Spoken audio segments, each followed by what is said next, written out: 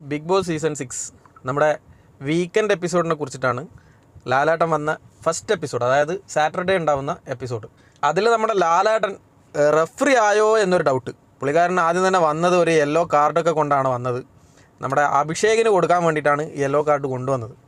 അപ്പോൾ ഈ yellow card അഭിഷേകിന്, അതായത് സബ്സ്റ്റിറ്റ്യൂട്ടായിട്ട് ഇറങ്ങിയ അഭിഷേകിന്, കളിയുടെ ഇടയിലിറങ്ങുന്ന കളിക്കാർക്ക് സബ്സ്റ്റിറ്റ്യൂട്ട് എന്നല്ല പറയുക. അപ്പോൾ സബ്സ്റ്റിറ്റ്യൂട്ടിന് തന്നെ യെല്ലോ കാർഡ് കിട്ടി, ഇറങ്ങിയിട്ട് സെക്കൻഡുകൾക്കുള്ളിൽ തന്നെ ഒരു യെല്ലോ കാർഡ് കിട്ടിയതുപോലെയായിരുന്നു. അപ്പോൾ അതിൽ എനിക്ക് ഈ അഭിഷേക് അല്ലേ, അഭിഷേകിൻ്റെ ഒരു ക്വാളിറ്റി ആയിട്ട് തോന്നിയത് എന്താണെന്ന് പറഞ്ഞു കഴിഞ്ഞാൽ, അതായത് ആ ബിഗ് ബോസ് വീട്ടിലുള്ള മറ്റുള്ള അധിക ആളുകൾക്കും ഇല്ലാത്തൊരു ക്വാളിറ്റി ഞാൻ അഭിഷേകിൽ കണ്ടിരുന്നു. എന്താണെന്നറിയാം, അതായത് യെല്ലോ കാർഡ് ആർക്കാണെന്ന് ലാലേട്ടൻ ചോദിച്ചപ്പോൾ തന്നെ അഭിഷേക് അപ്പാട് തന്നെ എണീറ്റ് വന്നു. പുള്ളിക്കാരന് മനസ്സിലായി ആർക്ക് വേണ്ടിയിട്ടാണ് ഈ യെല്ലോ കാർഡ്, അതായത് ഈ വാർണിംഗ് കൊണ്ടുവന്നത് എന്നുള്ളത് അഭിഷേകിന് മനസ്സിലാകും. അഭിഷേക് എണീറ്റ് നിൽക്കുകയും ചെയ്തു. എണീറ്റ് നിന്നിട്ട് പുള്ളിക്കാരൻ പറഞ്ഞൊരു കാര്യമുണ്ട്. അതിന് മുന്നേ ലാലേട്ടൻ ചോദിക്കുകയും ചെയ്തിട്ടുണ്ട്, എന്തിന് വേണ്ടിയിട്ട് ഈ യെല്ലോ കാർഡ് എന്നുള്ളത് അഭിഷേകിന് മനസ്സിലായിട്ടുണ്ടോ. അന്നേരമാണ് അഭിഷേക് പറയുന്നത്, അതായത് ഞാൻ ഫസ്റ്റ് വന്ന സമയത്ത് റോങ് ആയിട്ടുള്ള കുറച്ച് സ്റ്റേറ്റ്മെൻറ്റും കാര്യങ്ങളൊക്കെ പറഞ്ഞിട്ടുണ്ട്. അപ്പോൾ അത് ഞാൻ എന്താണെന്ന് പറഞ്ഞത് എന്ന് വിശദീകരിച്ച് കൊടുത്തപ്പോൾ, അതായത് എക്സ്പ്ലെയിൻ ചെയ്ത് കൊടുത്തപ്പോൾ ആൾക്കാർക്ക് മനസ്സിലായി ഞാൻ എന്താണ് ഉദ്ദേശിച്ചത്, ഒരു കമ്മ്യൂണിറ്റിയെ മൊത്തം പറഞ്ഞതല്ല എന്നുള്ള രീതിയിൽ. അങ്ങനെ അഭിഷേക് വന്ന സ്റ്റാർട്ടിങ് ടൈമിൽ അത് പറഞ്ഞു കേട്ടപ്പോൾ ശരിക്കും ഞാനടക്കം ഞെട്ടീന് കേട്ടോ. എന്താണ് ഇങ്ങനെയൊക്കെ പറയുന്ന ഒരു കുടുംബത്തെയും കുടുംബത്തിലുള്ള സ്ത്രീകളെയും കുട്ടികളെയും ഒക്കെ നശിപ്പിക്കുന്ന ഒരു കമ്മ്യൂണിറ്റി എന്നൊക്കെ പറഞ്ഞപ്പോൾ എന്തായാലും റോങ് ആയിട്ടുള്ള ഒരു സ്റ്റേറ്റ്മെൻറ്റാണ്. എന്നാലും അത് പറഞ്ഞതിന് ശേഷം അതിൻ്റെ എക്സ്പ്ലെയിൻ ചെയ്ത് കൊടുത്തപ്പോൾ, അതായത് പറഞ്ഞ വാക്കുകളിൽ വന്ന മിസ്റ്റേക്കാണ് എന്ന് പറയുന്നത്. അപ്പോൾ ആ സ്റ്റേറ്റ്മെൻറ്റ് എന്താണ്, ഞാൻ പറഞ്ഞത് അല്ലെങ്കിൽ ഞാൻ ഉദ്ദേശിച്ചത് എന്താണെന്നുള്ള കാര്യം വിശദീകരിച്ചിട്ട് മറ്റുള്ളവർക്ക് പറഞ്ഞു കൊടുത്തപ്പോൾ അവർക്ക് കാര്യം മനസ്സിലായിന്. എന്നാലും ഞാൻ പറഞ്ഞതിൽ എന്തെങ്കിലും തെറ്റുണ്ടെങ്കിൽ ഞാൻ അതിന് സോറി ചോദിക്കുന്നു എന്ന് പറഞ്ഞു. അതായത് എന്തെങ്കിലും ഒരു കാര്യം ചെയ്തു കഴിഞ്ഞ് കഴിഞ്ഞാൽ അത് തെറ്റായി പോയി കഴിഞ്ഞാൽ അത് തെറ്റ് എന്ന് പറയാനുള്ളൊരു മനസ്സുണ്ടല്ലോ, അതാണ് ആ ബിഗ് ബോസ് വീട്ടിൽ ഇപ്പം നിലവിലുള്ളവരിൽ അധിക ആളുകളിലും കാണാത്തത്. എന്തെങ്കിലും ഒരു തെറ്റ് പറ്റി കഴിഞ്ഞാൽ ന്യായീകരിച്ച് മെഴുകലാണ്. ആരായി കഴിഞ്ഞാൽ എല്ലാവരുടെ അവസ്ഥയും അങ്ങനെ തന്നെ. എന്താണെങ്കിലും അബിയിൽ ആ ഒരു ഗുണം ഞാൻ കണ്ടിട്ടുണ്ട് കേട്ടോ. പിന്നെ അഭിഷേകിന് 2 വീക്ക് നോമിനേഷൻ കൊടുത്തു ഡയറക്റ്റായിട്ട്. അതാണ് ഈ ഒരു സംഭവത്തിൽ പണിഷ്മെൻ്റ് ആയിട്ട് കൊടുത്തത്.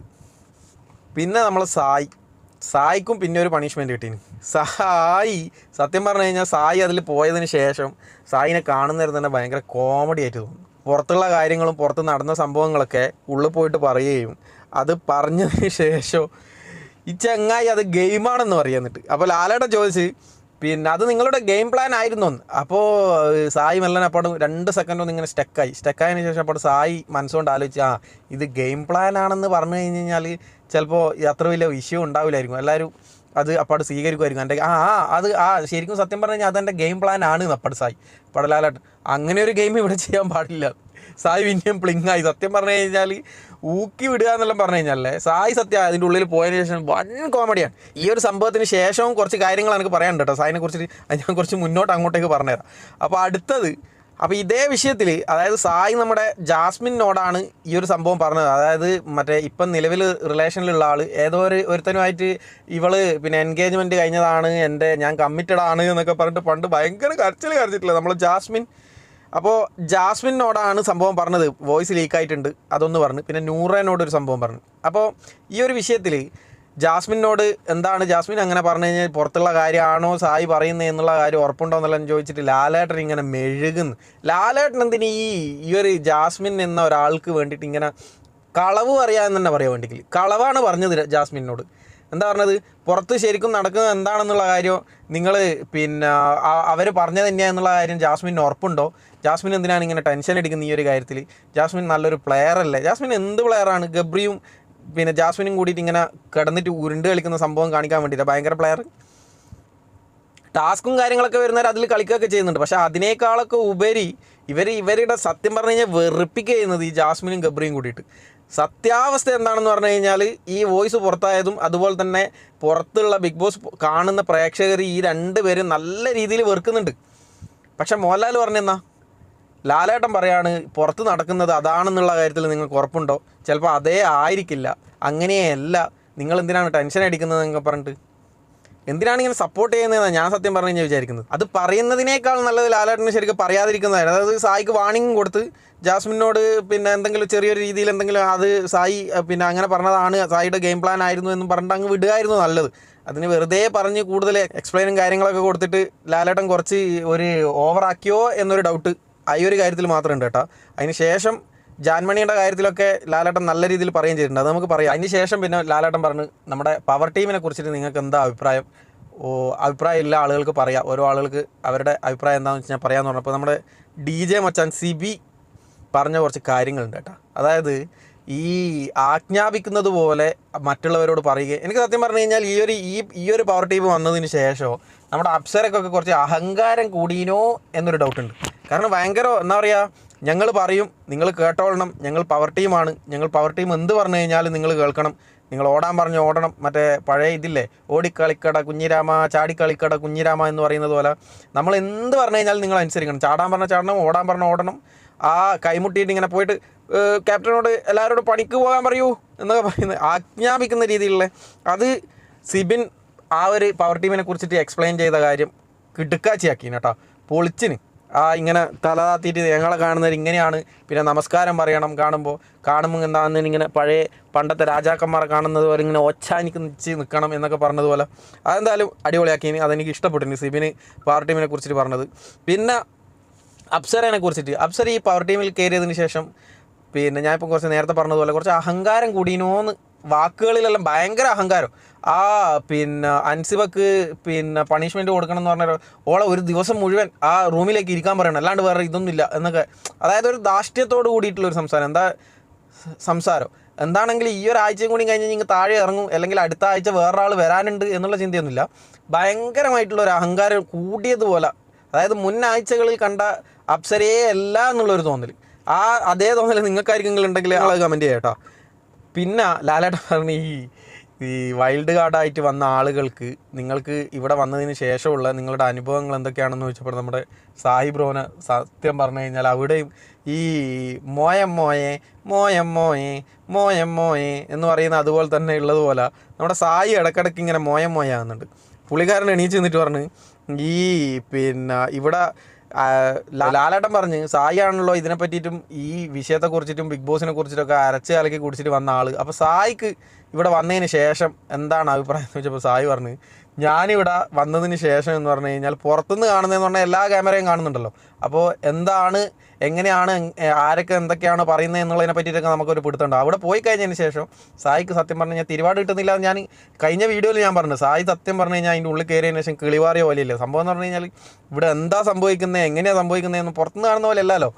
അകത്ത് കയറി കഴിഞ്ഞാൽ സംഭവം കംപ്ലീറ്റ് മാറും, അത് ഉറപ്പായിട്ടുള്ള കാര്യമാണ്. കാരണം എല്ലാവരും പറയുന്ന കാര്യങ്ങൾ നമ്മൾ അറിയുന്നില്ല, എവിടെയാണ് എന്താ ഓരോന്ന് കാര്യങ്ങൾ അറിയണ്ടെങ്കിൽ നമ്മൾ ഒരു വിഷയമായിട്ട് കൂടുതൽ അടുത്ത് അതിൽ നമ്മൾ എന്ത് ചെയ്യണം, പങ്കെടുത്ത് നമ്മൾ അതിനെക്കുറിച്ചിട്ട് അറിയാൻ ശ്രമിക്കണം. ഇതും ചെയ്യുന്നില്ല. എന്തെങ്കിലും ഒരു വിഷയം നടക്കുന്നതിന് പുള്ളിക്കാരൻ അതിലേ വാട്ടർ ബോട്ടിൽ എടുത്തിട്ട് നടക്കുന്നുണ്ടാവും, പുള്ളി ഇതിലേ ഇങ്ങനെ നടക്കുന്നുണ്ടാവും.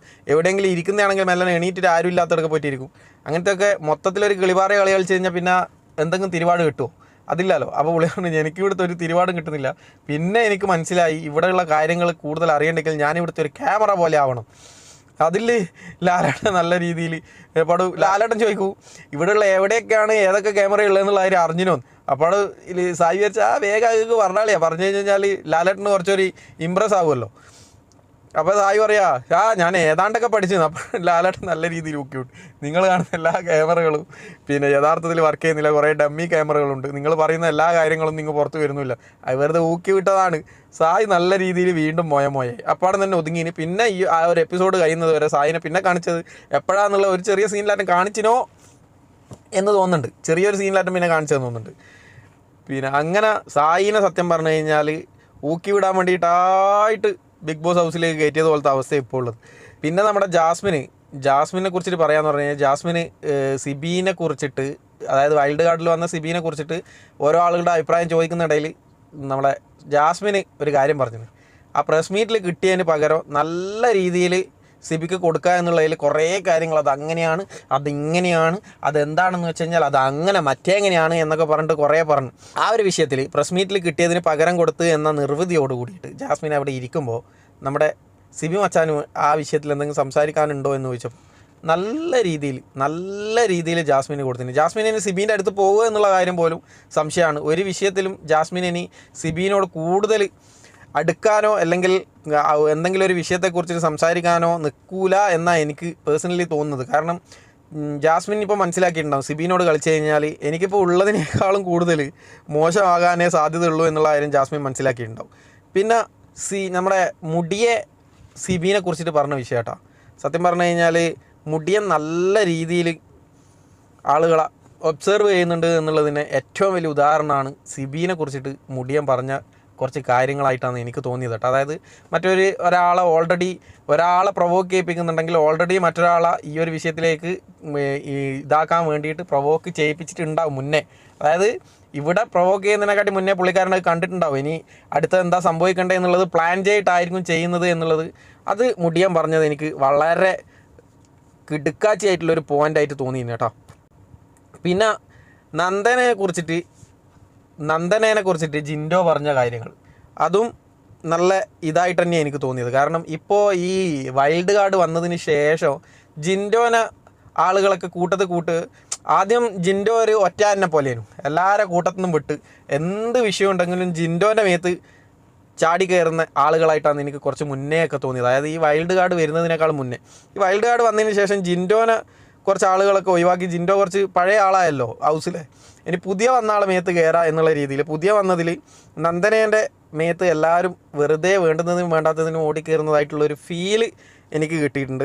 സായിനെ കുറിച്ചിട്ട് എല്ലാ ആളുകളും പറഞ്ഞത് സായി പുറത്തു നിന്ന് വരുമ്പോൾ സായി വന്നു കഴിഞ്ഞാൽ ഇവിടെ ഭയങ്കര സംഭവമായിരിക്കും എന്നൊക്കെയാണ് നമ്മൾ വിചാരിച്ചത്. പുറത്തുള്ള സായിയുടെ സ്വഭാവമായിട്ട് കമ്പയർ ചെയ്യുമ്പോൾ സായി ഇവിടെ എത്തിക്കഴിഞ്ഞാൽ സായി ഭയങ്കര സംഭവമായിരിക്കും എന്നൊക്കെയാണ് എല്ലാവരും പ്രതീക്ഷിച്ചത്. അതുപോലെ തന്നെയാണ് പുറത്തുള്ള ആളുകളും പ്രതീക്ഷിച്ചത്. അതായത് ഈ ബിഗ് ബോസ് ഷോ കണ്ടുകൊണ്ടിരിക്കുന്ന ആളുകൾ ഈ പറയുന്ന ഞാനടക്കം പ്രതീക്ഷിച്ചത് സായി അതിനകത്ത് കയറി കഴിഞ്ഞ് കഴിഞ്ഞാൽ പിന്നെ വേറെ ഭയങ്കര സംഭവമായിരിക്കും, ലെവലാവും, സായി അങ്ങ് പൊളിച്ചെടുക്കും എന്നൊക്കെയാണ് വിചാരിച്ചിരുന്നതെങ്കിലും നമ്മൾ വിചാരിച്ചതിൻ്റെ 1% പോലും തരാൻ വേണ്ടിയിട്ട് സായിക്ക് ആയിട്ടില്ല എന്നുള്ളത് തന്നെയാണ് സത്യം. അതേ അഭിപ്രായം തന്നെയാണ് ഹൗസിലുള്ള ആളുകളും പറഞ്ഞത്. എല്ലാ ആളുകളും ഒരുവിധപ്പെട്ട ആളുകളൊക്കെ അങ്ങനെ തന്നെയാണ് പറഞ്ഞത്. അപ്പോൾ അതിന് സായിയോട് എന്തെങ്കിലും മറുപടി പറയാണ്ടോ എന്ന് ചോദിച്ചപ്പോൾ സായി പറയുന്നതൊക്കെ കേൾക്കുമ്പോൾ എനിക്ക് സത്യം പറഞ്ഞു കഴിഞ്ഞാൽ ഭയങ്കര കോമഡി ആയിട്ടാണ് തോന്നുന്നത്. കോമഡി എന്നൊക്കെ പറഞ്ഞു കഴിഞ്ഞാൽ ഈ ചെങ്ങായി അതിൻ്റെ ഉള്ളിൽ കയറിയതിന് ശേഷം ഫുള്ള് കോമഡി പീസായിട്ട് മാറിയിട്ടുണ്ട്. ആകെ എവിടെയെങ്കിലും എന്തെങ്കിലും ചെറിയൊരു കാര്യത്തിലൊക്കെയാണ് സായിനെ കാണിക്കുന്നത്. ആ കാണിക്കുന്ന സീനാണെങ്കിൽ സായി ഭയങ്കര കോമഡി ആക്കിയിട്ട് മാറ്റുകയും ചെയ്യുന്നുണ്ട്. വളരെ വളരെ മോശം പ്രകടനമുള്ള ഒരാളായിട്ടാണ് എനിക്ക് സായിനെ ഇപ്പോൾ ഫീൽ ചെയ്യുന്നത്. ഇനി മുന്നോട്ടേക്ക് സായി പറഞ്ഞതുപോലെ ഞാൻ പൊട്ടിത്തെറിച്ച് കഴിഞ്ഞാൽ പിന്നെ എനിക്ക് പിടിച്ചാൽ കിട്ടൂല, ഞാൻ ബ്ലാസ്റ്റ് ആയി കഴിഞ്ഞ് കഴിഞ്ഞാൽ പിന്നെ വേറെ ലെവലായിരിക്കും. ഞാൻ ബ്ലാസ്റ്റ് ആവാതിരിക്കാൻ വേണ്ടിയിട്ടാണ് പിന്നെ മാക്സിമം ശ്രമിക്കുന്നത്. എൻ്റെ ഏറ്റവും വലിയ ടാസ്ക്കാണ് ഇതിനുള്ളിൽ കയറി കഴിഞ്ഞാൽ ഞാൻ പൊട്ടിത്തെറിക്കാതിരിക്കുന്നത്. അത് ഞാൻ കൺട്രോൾ ചെയ്ത് നിൽക്കുന്നത് വരെയാണ് എൻ്റെ പവർ എന്നൊക്കെ പറഞ്ഞിട്ട് ഭയങ്കര ഇതാക്കിയിട്ടൊക്കെ തോന്നി. അപ്പോൾ പുറത്തുള്ള കാണുന്ന ആളുകൾക്കൊക്കെ ഭയങ്കര കോമഡി ആയിട്ടാണ് സായി സത്യം പറഞ്ഞു കഴിഞ്ഞാൽ തോന്നിയത്. അത് ഒരു കാര്യം. എന്തായാലും വൈൽഡ് കാർഡ് എൻട്രിയിൽ വന്നവരിൽ ഫസ്റ്റ് റാങ്കിങ് അതിനുള്ളിലുള്ള ആളുകൾ കൊടുത്തത് പൂജക്കും, ലാസ്റ്റ് റാങ്കിങ് കൊടുത്തത് നന്ദനക്കുമാണ്.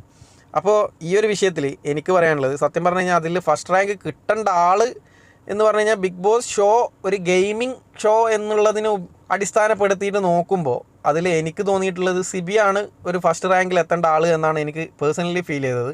സിബിനെ തന്നെ ആയിരിക്കും പുറത്തുള്ള പ്രേക്ഷകർ ചിലപ്പോൾ ഫസ്റ്റ് റാങ്കിൽ എത്തിക്കുക, അല്ലെങ്കിൽ പുറത്തുള്ള ആളുകൾക്ക് ഈ റാങ്കിങ് കൊടുക്കാനുള്ള ഒരു അവസരം കൊടുത്തിട്ടുണ്ടെങ്കിൽ ഈ സിബിനെ ആയിരിക്കും ചിലപ്പോൾ ഫസ്റ്റ് റാങ്കിൽ ഉണ്ടാവുക എന്ന് എനിക്ക് തോന്നുന്നുണ്ട്. പൂജ്യം കുഴപ്പമൊന്നുമില്ല, പൂജ്യം നല്ല രീതിയിൽ ഈ ഗെയിമിനെ കുറിച്ചിട്ടും ഈ ബിഗ് ബോസ് ഷോനെ കുറിച്ചിട്ടെല്ലാം നല്ല രീതിയിൽ പഠിച്ച് 24 hours കുത്തിയിരുന്ന് കണ്ട് കാര്യങ്ങളൊക്കെ മനസ്സിലാക്കിയിട്ട് തന്നെയാണ് പൂജ ഇതിൻ്റെ ഉള്ളിൽ പോയിട്ടുള്ളത്. പക്ഷേ പൂജയുടെ ഗെയിമിങ്ങിൻ്റെ ഇതിൽ നോക്കുമ്പോൾ സിബിയാണ് കുറച്ചും കൂടി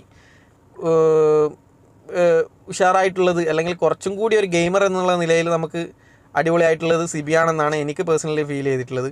ഈ സംഭവത്തിന് ശേഷം പിന്നെ ഒരു ടാസ്ക് കൊടുത്തിട്ടില്ലേ ലാലേട്ടൻ ടാസ്ക് കൊടുത്ത് മറ്റേ ആ ഐസ് വായിലിട്ടിട്ട് ഇങ്ങനെ പറയുന്ന ഓരോ അതിൽ ലാസ്റ്റ് ജിൻഡോ വായിലിട്ടത് പിന്നെ കുറച്ച് ഐസാണിട്ട് പുള്ളി പറയുന്നു ചെവിക്ക് വേദന എടുക്കുന്നുണ്ട് അങ്ങനെയാണെന്നുള്ളത് വെറുതെ പുള്ളി അവിടെ ഇരുന്ന് കിടക്കുന്ന ശരിക്ക് ചോദിച്ച് വാങ്ങിയ ഒരു പണി പോലെ ആയിനത്. എന്നിട്ട് അത് വന്ന് അതിന് ശേഷം നമ്മുടെ ക്യാപ്റ്റൻ ജാസ്മിന് ഒരവസരം കൊടുക്കുകയും പവർ ടീമിനോട് അത് ഏതാണ് പറയുന്നതെന്ന് പറഞ്ഞപ്പോൾ ഈ അഭിഷേക് എന്ത് ചെയ്ത് ഇവിടുന്ന് പറയുന്നതിനേക്കാളും മുന്നേ പറഞ്ഞിനോ എന്ന് പോലും സത്യം പറഞ്ഞു കഴിഞ്ഞാൽ ഞാൻ കേട്ടിട്ടില്ല. ജാസ്മിൻ പറഞ്ഞിനാ ഈ സിനിമയുടെ പേര് അതിനേക്കാളും മുന്നേ തന്നെ ആ സ്ലിപ്പ് കണ്ടിട്ടാണോ അല്ലെങ്കിൽ ഇയാൾ പറഞ്ഞു കൊടുക്കുന്നത് അറിഞ്ഞിട്ടാണോ എങ്ങനെയാണെന്നറിയില്ല, സിനിമയുടെ പേര് പറയുകയും ലാലേട്ടൻ ഇനി ഇങ്ങനെ ആണെങ്കിൽ എന്നാൽ പിന്നെ ആ ടാസ്ക് വേണ്ട, ഒരു ഷോർട്ട് ബ്രേക്ക് എന്നുണ്ടെങ്കിൽ പോയില്ലേ. അപ്പോൾ എനിക്ക് തോന്നിയത് എല്ലാവരും കൂടിയിട്ട് ജിൻഡോൻ്റെ മേലിൽ കയറുക. അതെന്താണ് അതിൻ്റെ ഉദ്ദേശം? ഇവർ ഈ ഇങ്ങനെ ഒരു കമ്മ്യൂണിറ്റി ആയതുകൊണ്ട് അവരെ എന്തെങ്കിലും ഒന്ന് പറഞ്ഞു കഴിഞ്ഞാൽ പുറത്ത് നെഗറ്റീവായിട്ടുള്ള എന്തെങ്കിലും ഒരു ഇമ്പാക്റ്റ് ഉണ്ടാക്കും എന്നുള്ളൊരു പേടിയിലാണ് അവിടുത്തെ ആളുകൾ ഈ അഭിഷേകിനെ കുറ്റം പറയാതിരുന്നത്. സത്യം പറഞ്ഞു കഴിഞ്ഞാൽ കുറ്റം ചെയ്തത് അഭിഷേകാണ്. ജിൻഡോ അത് വിളിച്ച് പറഞ്ഞത് ഇവിടുന്ന് പറഞ്ഞു എന്ന് പറഞ്ഞതല്ലാണ്ട് അതിൻ്റെ പേരും കാര്യങ്ങളൊന്നും പറയുന്നൊന്നുമില്ലല്ലോ. ജിൻഡോ ഇയാൾ ഇവിടുന്ന് പറഞ്ഞു, ആ കുറ്റം ചെയ്താളല്ലേ നമ്മൾ ഇതാക്കേണ്ടത്, അല്ലാണ്ട് പിന്നെ വിളിച്ച് പറഞ്ഞോനെ ഞാൻ വിളിച്ച് പറഞ്ഞു എന്ന് പറഞ്ഞതിന് ഇതാക്കിയിട്ട്. അപ്പോൾ ആ ഒരു വിഷയത്തിൽ എനിക്ക് ഈ അഭിഷേക് കേനെ എല്ലാവരും കൂടിയിട്ട് സേവ് ചെയ്ത് അവനെ ഒരു സേഫ് ആക്കുന്നതുമായിട്ടുള്ള ഒരു ഫീൽ എനിക്ക് വന്നു. ആ ബാത്റൂമിൽ നിന്നും നൂറ ആയിക്കഴിഞ്ഞാലും അൻസിബി ആയിക്കഴിഞ്ഞാലും അതിൻ്റെ ഇടയിൽ സായിയൊക്കെ കയറി വന്നിട്ട് അത് നിന്നെയല്ല പറഞ്ഞത് ലാലേട്ടൻ പറഞ്ഞത് പിന്നെ ഈ ജിൻഡോനെയാണെന്ന് പറഞ്ഞാൽ പുറത്തുനിന്നുള്ള ആൾക്ക് തോന്നിയത് ജിൻഡോനെയല്ല ബായി. സായി അതിനുള്ളിലെത്തിയതിന് ശേഷം ഒരു പ്രീണന സ്വഭാവം കാണിക്കുന്നുണ്ടോ കുറച്ച് ആൾക്കാരോട്, അല്ലെങ്കിൽ എല്ലാവരും കൂടിയിട്ട് ജിൻഡോനെ ഇതാക്കി എൻ്റെ അഭിഷേകിനെ സേവ് ചെയ്യാൻ വേണ്ടിയിട്ട് ശ്രമിക്കുന്നുണ്ടോ എന്നുള്ളൊരു ഫീൽ വരുന്നുണ്ട്. അത് എന്തിനു വേണ്ടിയിട്ടാണെന്ന് പറഞ്ഞു കഴിഞ്ഞാൽ പുറത്തുള്ള ആൾക്കാർ ഇവരെ പറഞ്ഞു കഴിഞ്ഞാൽ പിന്നെ ആ കമ്മ്യൂണിറ്റീനെ മൊത്തം പറഞ്ഞു എന്നുള്ളൊരു ഫീൽ, അതേ ഒരു ഇത് തന്നെയാണ് ആർക്കും കിട്ടുന്നത്, ജാൻമണിക്കും കിട്ടുന്നത്. ജാൻമണി എന്ത് ചെയ്ത് കഴിഞ്ഞാലും വിഷയമില്ല. ജാൻമണി എന്തെങ്കിലും ചെയ്ത് കഴിഞ്ഞാൽ എല്ലാവരും കൂടിയിട്ട് ജാൻമണീനെ കൂടുതലായിട്ടൊന്നും പറയില്ല. മറ്റുള്ളവരാരെങ്കിലും ചെയ്ത് കഴിഞ്ഞാൽ അതൊരു മോശം പ്രവണതയായിട്ടാണ് എനിക്ക് ഫീൽ ചെയ്തത്. അതിനുശേഷം അടുത്ത ടാസ്ക് കൊടുത്തത് മറ്റേ കഷായം കൊടുക്കൽ, മരുന്ന് ഇത്ര ഔൺസ് ഇത്ര മില്ലി എന്ന് പറഞ്ഞിട്ട് മരുന്ന് കൊടുക്കൽ. ആ മരുന്ന് കൊടുക്കതിൽ എല്ലാവരും കൂടിയിട്ട് ഗബ്രീനെ നല്ല രീതിയിൽ കുടിപ്പിച്ചിട്ടുണ്ട്. എന്ന് പറഞ്ഞു കഴിഞ്ഞാൽ ഒരു 1.5 കുടിയാണ് കുടിപ്പിച്ചത്. അതിലെനിക്ക് തോന്നിയ വേറൊരു വിഷയം എന്താണെന്ന് പറഞ്ഞു കഴിഞ്ഞാൽ, നമ്മൾ ജാസ്മിന് കുടിച്ചിട്ട് വോമിറ്റിങ് വന്നിട്ട് ബാത്റൂമിലേക്ക് പോകുക, അതിനുശേഷം രണ്ടാമത് തിരിച്ചു വരുമ്പോൾ ഗബ്രി ഇങ്ങനെ കുടിക്കുന്ന സാധനം ഇങ്ങനെ കുറേ ഒഴിക്കുന്നതിൽ മണ്ട് ഗബ്രി ഒഴിക്കുന്നതിന് മാത്രം, ബാക്കിയുള്ള ആളുകൾക്ക് ഒഴിച്ചു കൊടുക്കുന്നതിന് നോക്കും ഒരു വിഷയമില്ല ഗബ്രിക്ക്. അത് മാത്രമല്ലാണ്ട് ആ വൊമിറ്റിങ് ചെയ്തിട്ട് വന്നിട്ടില്ലേ, ആ വന്നതിന് ശേഷം ഗബ്രി ഇങ്ങനെ കുടിച്ചിട്ട് തിരിച്ചങ്ങോട്ടേക്ക് പോകുന്നേരം ജാസ്മിൻ്റെ നോട്ടം കണ്ടിരുന്നു. ഗബ്രീനെ ഇവർക്ക് അതിൻ്റെ ഉള്ളത് നോക്കിയിട്ട് മതിയായിട്ടില്ലേ, രണ്ടാൾ ഒന്നിച്ചിട്ട് തന്നെ ഈ 24 മണിക്കൂറുള്ളത്, എന്നിട്ടും മതിയാവാത്തൊരു ഫീലാണ് എനിക്ക് തോന്നിയിട്ടുള്ളത്. ആ വീഡിയോ ചെറുതായിട്ട് ഞാനൊന്ന് പ്ലേ ചെയ്ത് കാണിച്ചത്, ആ ജാസ്മിൻ ഇങ്ങനെ നോക്കുന്ന സീനെ, ഗബ്രി ഇങ്ങനെ നടന്നു വന്നിരിക്കാൻ നോക്കുന്നത്, അത് ഞാൻ വൊമിറ്റിങ് ചെയ്ത് വന്നിട്ട് നീ എന്നെ ശ്രദ്ധിച്ചിട്ടില്ല എന്നുള്ള ഒരു നോട്ടാണോ, അല്ലെങ്കിൽ നീ ഇത്ര അടിപൊളിയാക്കിയിട്ട് കുടിച്ചോ എന്ന്, അല്ലെങ്കിൽ വേറെ എന്തെങ്കിലും അവർ തമ്മിൽ ഒരു ആംഗ്യങ്ങൾ തമ്മിൽ അങ്ങോട്ടും ഇങ്ങോട്ടും കൈമാറാനുള്ള എന്തെങ്കിലും നോട്ടാണോ എന്താണെന്ന് മനസ്സിലായിട്ടില്ല. ആ വീഡിയോ ഞാൻ പ്ലേ ചെയ്ത് കാണിച്ചു തരാം. അത് എന്താണെന്നുള്ള കാര്യം നോക്കിയിട്ട് നിങ്ങൾക്ക് മനസ്സിൽ തോന്നുന്ന കാര്യം കമൻറ്റ് ചെയ്യും. ജാസ്മിൻ വന്നേ, നോക്കുന്നുണ്ടില്ല, ഞാൻ ഒന്നും കൂടി സ്ലോ മോഷൻ ആക്കിയിട്ട് വെച്ചുതരാം. അത് നോക്കുന്നത് നോക്കിക്കോ. ജാസ്മിൻ ഇങ്ങനെ കണ്ണിനെ കൊണ്ട് ഇങ്ങനെ ഗബ്രീൻ ഇങ്ങനെ നോക്കുക. അത് എന്തിനു വേണ്ടിയിട്ടാണ് എന്നുള്ള കാര്യം അറിയില്ല. എന്തെങ്കിലും ഗെയിം പ്ലാൻ ആണോ, അല്ലെങ്കിൽ എന്തെങ്കിലും ഇവർ തമ്മിലുള്ള ആംഗ്യ ഭാഷയിലുള്ളതോ, അല്ലെങ്കിൽ മറ്റേ പക്ഷികളൊക്കെ പറയുന്ന പോലെ ഏതെങ്കിലും സ്വരങ്ങളൊക്കെ ഇതാക്കിയിട്ട് എന്തെങ്കിലും കാര്യങ്ങൾ കമ്മ്യൂണിക്കേറ്റ് ചെയ്യുന്നതാണോ, അല്ലെങ്കിൽ ഇവർക്ക് നോക്കിയിട്ടും ഇവനെ മതിയായിട്ടില്ലേ, ഇവനെ നോക്കിയിട്ടും കണ്ടിട്ടും പറഞ്ഞിട്ടും അടുത്തിരുന്നിട്ടും ചൊറിഞ്ഞിട്ടും മാന്തിയിട്ടൊന്നും മതിയായിട്ടില്ലേ എന്നുള്ളൊരു തോന്നലുണ്ടായി. അതിന് ശേഷം നൂറ വന്നിട്ട് ആ ബോട്ടിൽ ഇങ്ങനെ കാണിച്ചിട്ട്, ഈ ബോട്ടിലുള്ള എഴുതിയ എല്ലാ കുറ്റങ്ങളുള്ള ഒരാൾ ഈ വീട്ടിലുണ്ട്, പക്ഷേങ്കിൽ അന്നേരം പോലെ എല്ലാം ഒന്നും കൊടുക്കാൻ കഴിയില്ല, നീ അതിലുള്ള ഏതെങ്കിലും ഒന്നും കൊടുത്താൽ മതി. അത് കുറച്ച് ഓവറായിട്ടായിട്ട് തോന്നി എനിക്ക്. നൂറേനെ പൊതുവേ പല സമയങ്ങളിലും പല പ്രസ്താവനകൾ പറയുന്നേരം ഭയങ്കര ഓവറായിട്ട് തോന്നുന്നു, ഭയങ്കര പരത്തി പറയുന്നതായിട്ട് തോന്നുന്നു, ഭയങ്കര ലേഖടിപ്പിച്ചിട്ട്, അതായത് പറയാൻ വന്ന വിഷയം എന്താണെന്ന് പോലും ചിലപ്പോൾ നൂറേനോട് മറന്നുപോയി.